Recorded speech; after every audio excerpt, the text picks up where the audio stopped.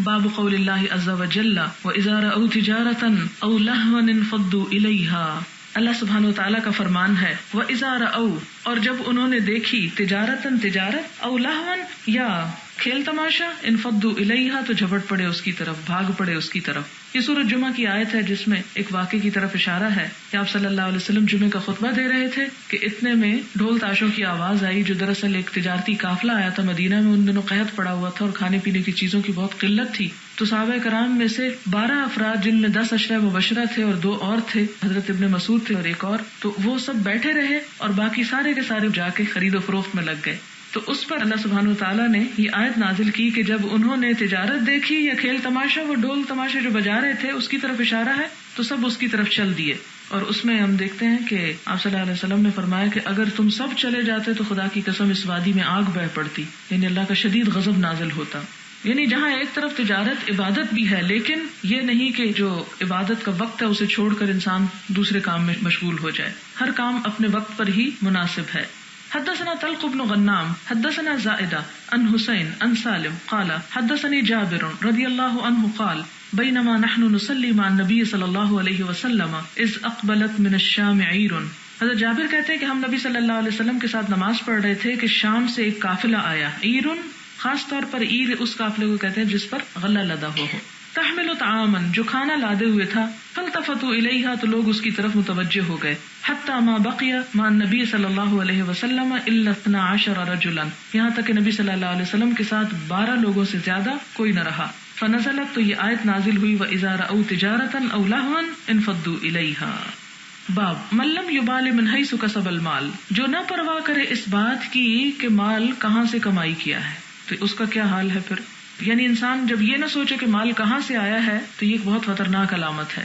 انسان کے پاس جو کچھ بھی آتا ہے اسے اس کے بارے میں پتہ ہونا چاہیے کہ واقعی یہ میرا حق ہے اور یہ حلال طریقے سے آیا ہے یا حرام سے یا جبرن یا قہرن یا رشوت یا کوئی اور ایسی چیز ہے.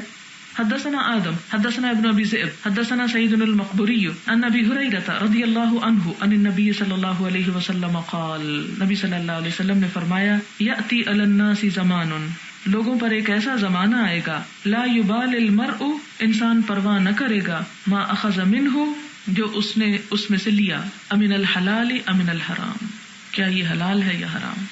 یہ کس زمانے کی بات ہے؟ یہ آپ کی پیشن گوئیوں میں سے ایک پیشن گوئی ہے کہ لوگوں پر ایک ایسا وقت آ جائے گا کہ وہ حلال اور حرام کی پرواہ ہی نہ کریں گے، اس بارے میں فکر ہی نہ کریں گے، کیونکہ مال کی ہرس اتنی بڑھ جائے گی کہ ہر شخص مزید بڑھانے کے چکر میں ہوگا. یہ کوئی نہیں سوچے گا کہ کیا یہ میرے لیے لینا جائز بھی ہے یا نہیں ہے. باب التجارتی فی البر وغیرہ، خشکی میں اور اس کے علاوہ یعنی سمندر وغیرہ میں بھی تجارت کا حکم. وقولہ عز وجل، اور اللہ تعالیٰ کا فرمان ہے رجال، کچھ ایسے لوگ ہیں لا تلہیہم، نہیں غافل کرتی ان کو، تجارت کوئی تجارت، ولا بیع اور نہ خرید و فروخت، عن ذکر اللہ، اللہ کے ذکر سے. یعنی اللہ کے پیارے بندے کون سے ہیں جو تجارت تو کرتے ہیں لیکن ایسے وقت میں نہیں جب اللہ کی یاد کا وقت ہو، یعنی نماز کے اوقات میں. لیکن ہماری دکانیں اور ہمارے کاروباری مراکز ان اوقات میں بھی کھلے رہتے ہیں، لہٰذا یہ آیت ہمارے بارے میں نہیں ہے، یہ ان لوگوں کے بارے میں ہے کہ رجال لا تلہیہم تجارت ولا بیع عن ذکر اللہ. وقال قتادہ کہتے ہیں کان القوم یتبایعون، کہ لوگ خرید و فروخت کرتے، ویتجرون اور تجارت کرتے، ولکنہم اذا نابہم حق من حقوق اللہ، لیکن وہ جب اللہ کے حقوق میں سے کوئی حق آ پڑتا، نابہم نوبت کہتے باری آنا، یعنی کسی چیز کا اچانک آ جانا، جیسے جنگ کا کوئی اعلان آ جاتا یا جہاد میں شرکت کی دعوت آ جاتی یا کوئی اور ضرورت پیش آ جاتی، تو کیا ہوتا لم تلہہم تجارت ولا بیع عن ذکر اللہ، تو اس وقت کوئی تجارت اور کوئی خرید و فروخت انہیں اللہ کے ذکر سے نہ روکتی. حتی یؤدوہ الی اللہ، یہاں تک کہ وہ ادا کرتے اس کو اللہ کی طرف، یعنی پھر تجارت میں مشغول ہوتے جب اللہ کا حق پورا کر چکتے. حدثنا ابو عاصم عن ابن جریج قال اخبرني عمرو بن دینار عن ابی المنہال قال كنت اتجر في الصرف. ابو المنہال کہتے ہیں کہ میں صرافی کا کام کیا کرتا تھا. فسألت زید بن ارقم، تو میں نے پوچھا زید بن ارقم سے رضی اللہ عنہ، فقال، تو انہوں نے کہا قال النبی صلی اللہ علیہ وسلم، نبی صلی اللہ علیہ وسلم نے فرمایا وحدثني الفضل بن یعقوب حدثني الحجاج بن محمد قال ابن جریج اخبرني عمرو بن دینار وعامر بن مصعب انہما سمعا ابا المنہال یقول سألت براء بن عازب وزید بن ارقم عن الصرف فقالا، وہ کہتے ہیں کہ میں نے براء بن عازب اور زید بن ارقم سے صرف کے بارے میں پوچھا تو انہوں نے کہا کننا تاجرین علی عہد رسول اللہ صلی اللہ علیہ وسلم، ہم دونوں تاجر تھے نبی صلی اللہ علیہ وسلم کے زمانے میں. فسألنا رسول اللہ صلی اللہ علیہ وسلم عن الصرف، تو ہم نے حضور صلی اللہ علیہ وسلم سے صرف کے بارے میں پوچھا. فقال، تو آپ نے فرمایا ان کان یدن بیدن فلا باس، کہ اگر لین دین آمنے سامنے ہو، یدن بیدن یعنی ایک ہاتھ سے دو ایک ہاتھ سے لو، فلا باس تو کوئی حرج نہیں. وان کان نسیئا، اور اگر کسی میعاد کے ساتھ ہو، فلا یسلف، تو اس کی اجازت نہیں. یعنی صرف کہتے ہیں نقد کو نقد کے بدل بیچنا، یعنی جیسے کرنسی کا چینج ہوتا ہے نا، یہ بھی صراف، آپ نے دیکھا ہوگا حج عمرے پہ جاؤ صراف لکھا ہوتا ہے، تو منی ایکسچینجر جو ہے. اور اسی طرح روپے کا روپے سے یا پیسوں سے یا اشرفیوں سے مبادلہ کرنا جو ہے، یعنی ایک کرنسی کا دوسری، تو یہ کاروبار جائز ہے اگر یدن بھی یدن ہو. لیکن اگر ایک شخص نقد روپیہ دے اور دوسرا کہے کہ میں اس کا بدلہ 1 مہینے کے بعد دوں گا، تو یہ اس طرح درست نہیں. نسیئہ یعنی پوسٹ پون کرنا، اور پڑھا نا قرآن پاک میں آپ نے انما النسیء زیادۃ فی الکفر. لیکن یہ نسیء تجارت کے معاملے، وہ نسیء مہینوں کے معاملے میں، وہ اور چیز ہے، یہ اور چیز ہے، روٹ دونوں کا ایک ہی ہے. باب الخروج فی التجارہ، تجارت کے لیے نکلنا. وقول اللہ عز وجل، اللہ سبحانہ وتعالیٰ کا ارشاد ہے فانتشروا فی الارض، پھیل جاؤ زمین میں، وابتغوا من فضل اللہ، پھر اللہ کا فضل تلاش کرو، یعنی رزق کی تلاش عبادت ہے. حدثني محمد اخبرنا مخلد بن يزيد اخبرنا ابن جريج قال اخبرني عطاء عن عبيد بن عمير ان ابا موسى استأذن على عمر رضی اللہ عنہ، کہ ابو موسیٰ نے اجازت طلب کی حضرت عمر رضی اللہ تعالیٰ عنہ سے. فلم یؤذن له، تو ان کو اجازت نہ دی گئی. حضرت عمر اپنا کچھ کام کر رہے تھے، خلیفہ تھے، ظاہر مصروف ہوں گے. وکأنہ کان مشغولا، گویا کہ وہ مشغول تھے، کیونکہ اس کی بھی اجازت ہے، قرآن پاک میں بھی لکھا ہوا ہے کہ وَإِن قِيلَ لَكُمُ ارْجِعُوا فَارْجِعُوا، جب تم سے کہا جائے کہ واپس چلے جاؤ تو واپس چلے جاؤ. تو ہوا کیا؟ فرجع ابو موسیٰ، ابو موسیٰ جو تھے وہ واپس چلے گئے. ففرغ عمر، تو عمر فارغ ہوئے. فقالت، کہنے لگے الم اسمع صوت عبداللہ بن قیس، میں نے عبداللہ بن قیس ابو موسیٰ کا نام ہے، میں نے عبداللہ بن قیس کی آواز سنی تھی. اذنوا لہ، اسے اندر بلاؤ. قیلا، کہا گیا قد رجع، کہتے ہیں کہ وہ تو چلے گئے. فدعاہ، انہوں نے ان کو بلایا. فقالا، تو کہنے لگے کننا نؤمر بذالک، کہ ہم اسی چیز کا حکم دیے گئے. فقالت اتینی علی ذالک بالبینہ، یہ کون کہتا ہے کہ ہمیں اسی چیز کا حکم دیا گیا؟ ابو موسیٰ اشعری کہتے ہیں کہ حضور صلی اللہ علیہ وسلم نے ہم کو یہی سکھایا ہے. فقالت اتینی علی ذالک بالبینہ، حضرت عمر کہتے ہیں کہ مجھے اس پر کوئی دلیل لاؤ، یہ تم کہہ گئے ہو واقعی حضور نے فرمایا تھا، شہادت لاؤ. شامت آ گئی. فانطلق، تو وہ چل پڑے، الی مجالس الانصار، انصار کی مجلسوں کی طرف. فسألہم، تو ان سے پوچھا. فقالوا، تو انہوں نے کہا لا يشهد لك على هذا الا اصغرنا ابو سعید الخدری، نہیں گواہی دے گا تیری اس بات پر مگر ہم میں سے چھوٹا ابو سعید الخدری، یعنی اس بات کی گواہی، یعنی جو تو نے کہا ابو موسیٰ، تیرا گواہ ابو سعید الخدری ہے. فذهب بأبي سعید الخدری، تو حضرت ابو موسیٰ ابو سعید خدری کو اپنے ساتھ لے گئے.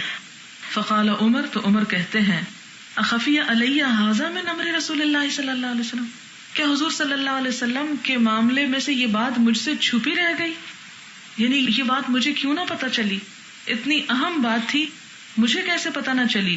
پھر خود ہی کہتے ہیں الہان الصفق بالاسواق، مشغول رکھا مجھ کو خرید و فروخت نے بازاروں میں، یعنی الخروج الی التجارہ، تجارت کے لیے نکلنے میں. یعنی علم کی اپنی ایک ڈیمانڈ ہے، اور وہ کیا ہے کہ انسان دوسری چیزوں سے فارغ ہو کر اپنے آپ کو اس چیز میں مشغول کر دے، کیونکہ اگر انسان اس کو توجہ نہیں دے گا تو وہ اس کے ہاتھ نہیں آئے گا. یعنی کچھ پانے کے لیے کچھ کھونا بھی پڑتا ہے، تو علم کے لیے کچھ اور کام کاج ترک کرنے پڑتے ہیں. باب التجارت فی البحر، بحر یعنی سمندر میں تجارت کرنا. وقال مطر، اور مطر بن تہمان کہتے ہیں لا بأس بہ، اس میں کوئی حرج نہیں، یعنی کوئی گناہ کا کام نہیں، خشکی پہ تو تجارت ہے، سمندر میں بھی جا کے کام کر سکتے ہو. وما ذکرہ اللہ فی القرآن، اور جو اللہ نے قرآن پاک میں ذکر کیا، الا بحق، مگر حق کے ساتھ، یعنی ناجائز کام وہاں نہیں کرنے، جائز کاموں کی اجازت ہے. ثم تلا، پھر یہ آیت تلاوت کی. وترى الفلک مواخر فیہ، اور تم دیکھو گے کشتیوں کو کہ پھاڑنے والی ہیں اس میں، یعنی سمندر کا سینہ چیرتی ہیں. وَلِتَبْتَغُوا مِن فَضْلِهِ، اور یہ سب کچھ اللہ نے کس لیے بنایا؟ تاکہ تم تلاش کرو اس کے فضل میں سے. الفلک السفن، کشتیاں کیا ہیں؟ سفینے. الواحد والجمع سواء، فلک کا واحد بھی فلک ہی ہے، یعنی جمع اور واحد دونوں کے لیے ایک ہی لفظ استعمال ہوتا ہے. وقال مجاہد، اور مجاہد نے کہا تمخر السفن الریح، تمخر السفن چیرتے ہیں سفینے، الریح ہوا کو، ولا تمخر الریح شیئا اور نہیں پھاڑتی ہوا کچھ بھی، من السفن سفینوں میں سے، الا الفلک العظام مگر بڑے بڑے سفینے. وقال الليث حدثني جعفر بن ربيعة عن عبد الرحمن بن هرمز عن ابي هريرة رضي الله عنه عن رسول الله صلى الله عليه وسلم انه ذكر رجلا من بني اسرائيل خرج في البحر، اور اس میں وہ حدیث بیان کر رہے ہیں جو پیچھے گزر چکی کہ بنی اسرائیل کا ایک شخص جو تھا وہ سمندر کی طرف گیا، فقضى حاجته اپنی حاجت پوری کی، یعنی تجارت کے لیے نکلا. وساق الحدیث اور وہ حدیث بیان کی. حدثني عبد الله بن صالح حدثنا الليث به، یعنی یہاں پر وہ حدیث یاد کر لی جائے کہ ایک شخص نے قرضہ لیا اور پھر وہ سمندر کا سفر کر کے پار جا پڑا، اور پھر وہ وقت آ پہنچا کہ جب اس کو قرض واپس کرنا تھا تو وہ آ نہیں سکتا تھا، تو اس نے کیا کیا، ایک لکڑی میں سوراخ کر کے اس میں وہ امانت ڈالی اور اللہ کے سپرد کر دی، اور وہ امانت اس شخص کو جا پہنچی جس کی وہ تھی. تو اس حدیث سے بھی کیا پتہ چلتا ہے کہ سمندر کی تجارت جو ہے وہ جائز ہے. باب وَإِذَا رَأَوْا تِجَارَةً أَوْ لَهْوًا انفضوا إِلَيْهَا وَقَوْلُهُ لَا تُلْهِيهِمْ تِجَارَةٌ وَلَا بَيْعٌ عَنْ ذِكْرِ اللَّهِ. وقال قتادة كان القوم يتجرون ولكنهم كانوا إذا نابهم حق من حقوق الله لم تلههم تجارة ولا بيع عن ذكر الله حتى يؤدوه إلى الله. یہ پیچھے بھی گزر چکا ہے. باب کا نام کیا ہے؟ ان آیات پر مشتمل ہے جس میں یہ امور احادیث سے اب ثابت ہوں گے. حدثني محمد قال حدثني محمد بن فضيل عن حسين عن سالم بن أبي الجعد عن جابر رضي الله عنه قال اقبلت عیر ونحن نصلي مع النبي صلی اللہ علیہ وسلم الجمعة. ایک قافلہ آیا اور ہم نبی صلی اللہ علیہ وسلم کے ساتھ جمعہ پڑھ رہے تھے. فانفض الناس تو چل پڑے لوگ، الا 12 رجلا مگر 12 افراد. فنزلت هذه الآية تو یہ آیت اتری وإذا رأوا تجارة أو لهوا انفضوا إليها وتركوك قائما. بتانے کا مقصد یہ ہے کہ اس آیت سے تجارت اور بیع کی مذمت نہیں ہو رہی، اس میں اصل میں اس کام کی مذمت ہو رہی ہے جو اس وقت کیا گیا، یعنی نماز کو چھوڑ دیا گیا اور خطبہ چھوڑ کے لوگ نکل گئے. اس چیز کی مذمت بیان ہو رہی ہے. اس آیت سے کوئی یہ دلیل نہ لے کہ تجارت کے لیے نکلنا جو ہے وہ ناپسندیدہ ہے. باب قوله انفقوا من طیبات ما کسبتم. اللہ تعالیٰ کا فرمانا ہے کہ خرچ کرو پاکیزہ چیزوں میں سے جو تم نے کمائی کی، یعنی کسبتم. تو یہاں کسبتم کا مطلب یعنی کمائی کرنے کی اہمیت بتائی جا رہی ہے کہ محنت کرو، کام کرو. حدثنا عثمان بن ابی شیبہ قال حدثنا جریر عن منصور عن ابی وائل عن مسروق عن عائشہ رضی اللہ عنہا قالت قال النبی صلی اللہ علیہ وسلم، نبی صلی اللہ علیہ وسلم نے فرمایا اذا انفقت المرأة من طعام بیتها غیر مفسدۃ، جب خرچ کرتی ہے کوئی عورت اپنے گھر کے کھانے میں سے، غیر مفسدۃ نہ بگاڑنے والی، یعنی چیزوں کو بگاڑنے والی نہ ہو یا ضائع کرنے والی نہ ہو یا فساد برپا کرنے والی نہ ہو یا بگاڑ کی نیت نہ ہو، کان لہا اجرہا تو اس عورت کو بھی اجر ملے گا، بما انفقت جو اس نے خرچ کیا. یعنی اگرچہ شوہر کی کمائی ہے لیکن کیا کر رہی ہے عورت، اس کمائی میں سے کسی کو صدقہ خیرات دے رہی ہے، کچھ خرچ کر رہی ہے. ولزوجہا بما کسبا، اور شوہر کو بھی ثواب ملے گا جو اس نے کمائی کی ہوگی، یعنی دونوں کو ثواب ہوگا، عورت کو صدقہ کرنے کا اور شوہر کو کمائی کرنے کا. تو یہاں سے بھی کمائی کرنے کا ثواب پتہ چل رہا ہے.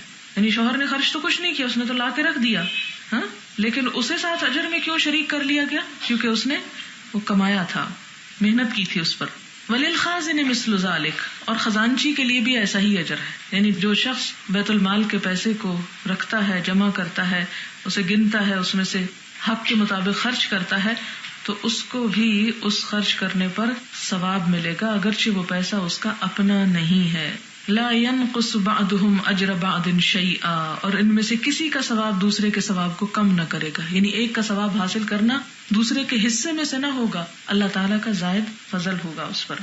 حدثني يحيى بن جعفر حدثنا عبد الرزاق عن معمر عن همام قال سمعت ابا هريرة رضي الله عنه عن النبي صلى الله عليه وسلم قال، نبی صلی اللہ علیہ وسلم نے فرمایا اذا انفقت المرأة من کسب زوجها عن غیر امره، کہ جب کوئی عورت خرچ کرتی ہے اپنے شوہر کی کمائی میں سے، کسب زوجها عن غیر امره، اس کے حکم کے بغیر، یعنی شوہر نے اس کو کہا نہیں، اپنی مرضی سے کر رہی ہے، فلها نصف اجره، تو اس کا آدھا اجر عورت کو ملے گا.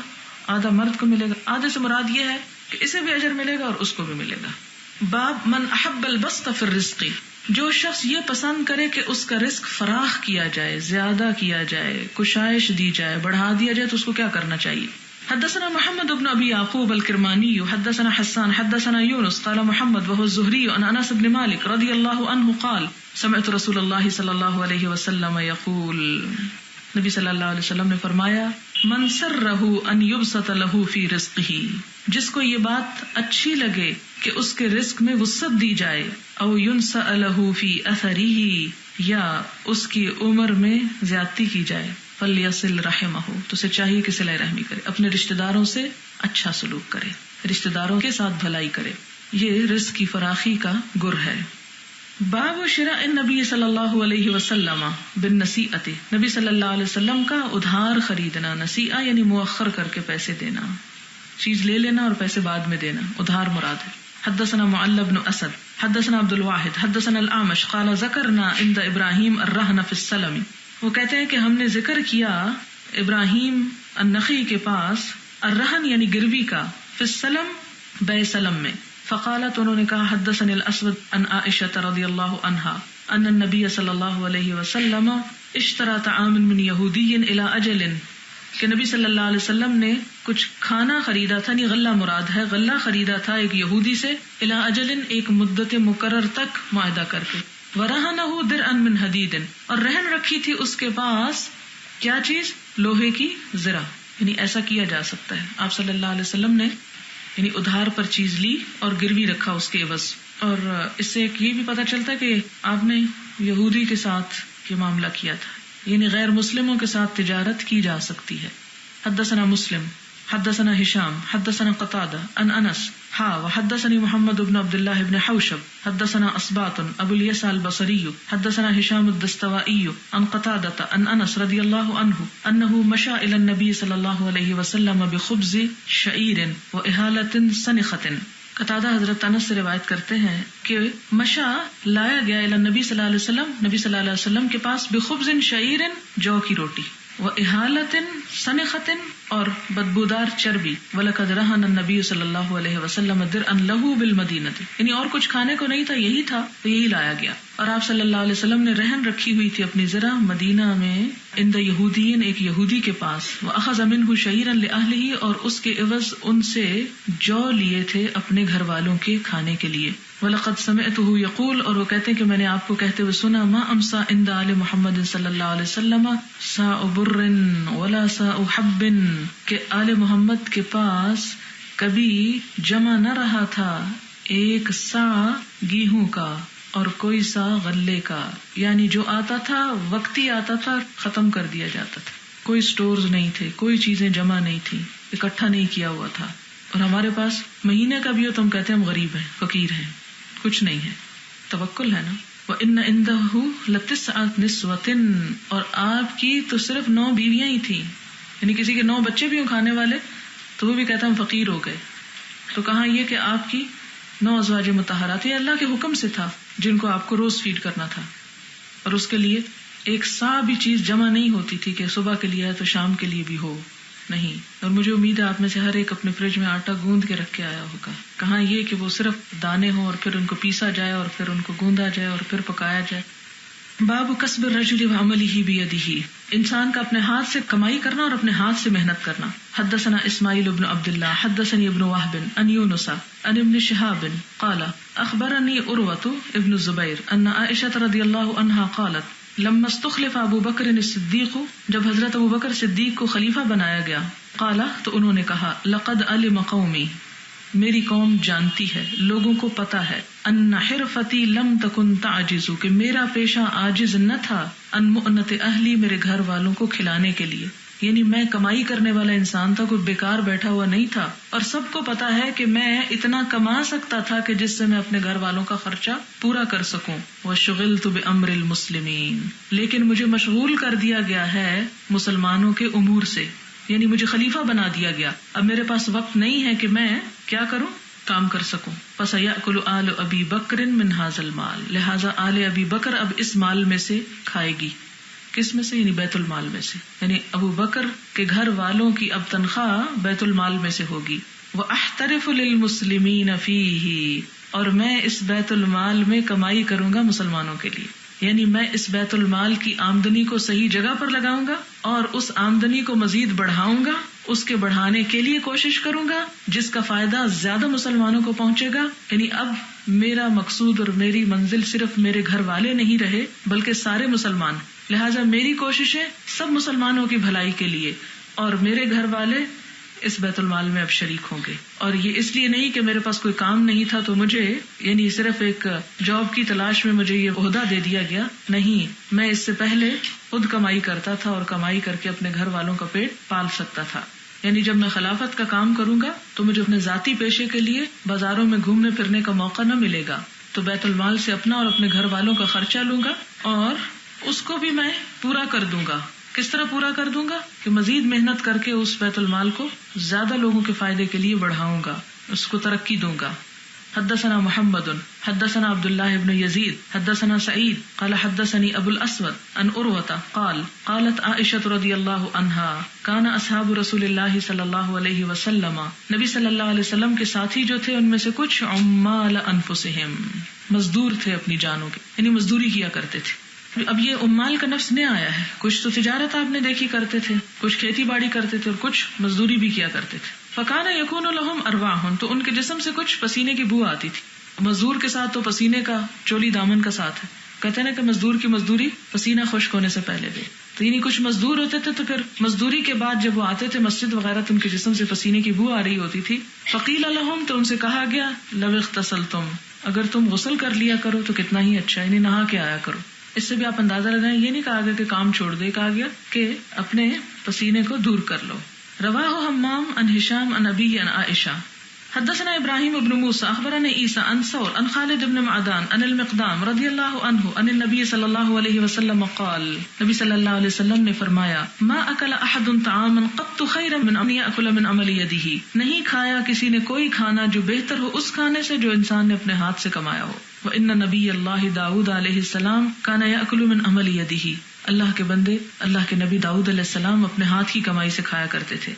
حدثنا يحيى بن موسى حدثنا عبد الرزاق اخبرنا معمر عن همام بن منبه حدثنا ابو هريرة عن رسول الله صلى الله عليه وسلم ان داؤد علیہ السلام كان لا يأكل الا من عمل يده، کہ داؤد علیہ السلام اپنے ہاتھ کی کمائی سے کھاتے تھے اگرچہ وہ بہت بڑے بادشاہ تھے.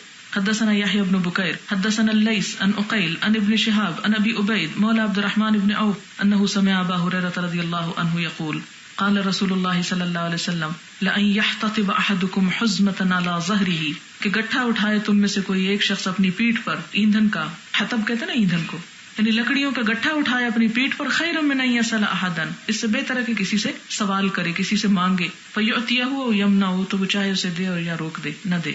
یعنی مانگ کے کمائی کرنے سے بہتر ہے انسان لکڑیاں اپنی پیٹھ پہ لاد کر کچھ کمائی کر لے. یعنی بہت بڑا کاروبار نہیں تو نہ صحیح، چھوٹے سے کام سے بھی ابتدا کر لے. حدثنا يحيى بن موسى حدثنا وكيع حدثنا هشام بن عروة عن أبي عن الزبير بن العوام رضي الله عنه قال قال النبي صلى الله عليه وسلم لأن يأخذ أحدكم أحبله، کہ تم میں سے لے کوئی ایک اپنی رسی، احبل حبل سے یعنی اپنی رسی سنبھال لے، وہ زیادہ بہتر ہے کہ کسی سے مانگے. یعنی رسی لے کے جنگل جائے، لکڑیاں کاٹے، ان کو باندھ کے گٹھا بنا کے بیچے، وہ زیادہ بہتر پیشہ ہے بنسبت اس کے کہ سوال کرے. باب السہولۃ والسماحۃ فی الشراء والبیع، خرید و فروخت میں نرمی اور دوسرے کے ساتھ اچھا رویہ اختیار کا. سماحت ہوتی ہے کہ اس کی زیادتی کمی بیشی سے درگزر کر جانا. ومن طلب حقا فلیطلبہ فی عفاف، اور جسے اپنا حق مانگنا اسے چاہیے کہ وہ پاکیزگی کے ساتھ مانگے، یعنی عمدہ طریقے سے مانگے، لڑ جھگڑ کے دوسرے کو گالیاں دے کے اپنا حق وصول نہ کرے، کیونکہ لین دین میں کبھی کمی بیشی کچھ ہو ہی جاتی. یعنی جھگڑا اور تکرار اور بحث اور مباحث یہ حدیث میں خاص طور پر سنا رہی ہیں کیونکہ عورتیں ہی زیادہ اس طرح کی باتیں کرتی. حدثنا علی بن عیاش حدثنا ابو غسان قال حدثني محمد بن المنكدر عن جابر بن عبد الله رضی اللہ عنہما ان رسول اللہ صلی اللہ علیہ وسلم قال رحم اللہ رجلا سمحا، مہربانی کرے رحم فرمائے اللہ اس شخص پر جو بہت با اخلاق ہے، سمحن بہت درگزر کرنے والا ہے، اذا باع جب وہ کچھ بیچے، و اذا اشترى اور جب خریدے، و اذا اقتضى اور جب وہ کوئی تقاضا کرے یعنی مال کے لینے کا، تو اللہ اس پر رحم کرے. یعنی اس کے لیے دعا ہے تو جو شخص خرید و فروخت میں اچھے اخلاق کا مظاہرہ کرتا ہے تو اللہ تعالیٰ اس پر رحمت کرے گا. یہ کس کی دعا ہے اس کے لیے؟ حضور صلی اللہ علیہ وسلم کی دعا. باب من انذر موسرن، باب من انذر جو مہلت دے، موسرن مالدار کو، وسط والے کو. حدثنا احمد بن یونس حدثنا زہیر حدثنا منصور ان ربعی بن حراش حدثه ان حذیفة رضی اللہ عنہ حدثه قال قال النبی صلی اللہ علیہ وسلم، نبی صلی اللہ علیہ وسلم نے فرمایا، تلقت الملائکۃ روح رجل، ملاقات کی فرشتوں نے ایک شخص کی روح سے، ممن کان قبلکم، ان میں سے جو تم سے پہلے ہو گزرے ہیں، یعنی پچھلی قوموں میں سے کسی شخص کی روح سے فرشتوں نے ملاقات کی. قالوا، تو انہوں نے کہا، اعملت من الخیر شیئا، کیا عملت عمل کیا تو نے، من الخیر نیکی میں سے، شیئا کچھ.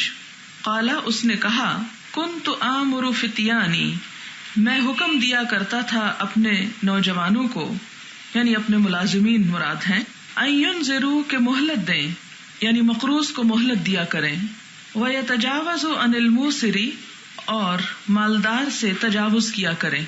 قالا، تو کہا، فَتَجَاوَزُوا عَنْهُ، تو انہوں نے بھی تجاوز کیا اس سے، یعنی فرشتوں نے تجاوز کیا اس سے، یعنی چھوڑ دیا اس کو، سزا نہ دی. قال ابو عبداللہ، امام بخاری کہتے ہیں، وقال ابو مالک عن ربعی، ربعی کہتے ہیں، کنت ایسر، میں آسانی کر دیا کرتا تھا، علی الموسر، وسط والے کو، وانذر، اور میں مہلت دیتا، المؤسر، تنگ دست کو. وتابعه شعبۃ عن عبد الملک عن ربعی، وقال ابو عوانہ عن عبد الملک عن ربعی، انذر الموسر، کہ میں مہلت دیتا تھا وسط والے کو، واتجاوز، اور تجاوز کرتا یعنی درگزر کرتا تھا، عن المؤسر، تنگ دست سے.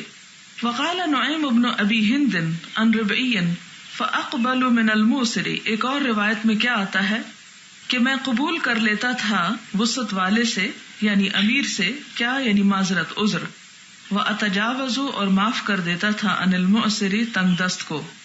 یہ ساری حدیث کا جو مفہوم ہے وہ یہ ہے کہ ایک شخص جب فرشتے اس کی جان لینے لگے تو انہوں نے اس سے پوچھا کہ کیا تمہاری کوئی نیکی بھی تھی، تم کوئی اچھا کام بھی کیا کرتے تھے؟ تو اس نے کہا، ہاں میں کیا کرتا تھا.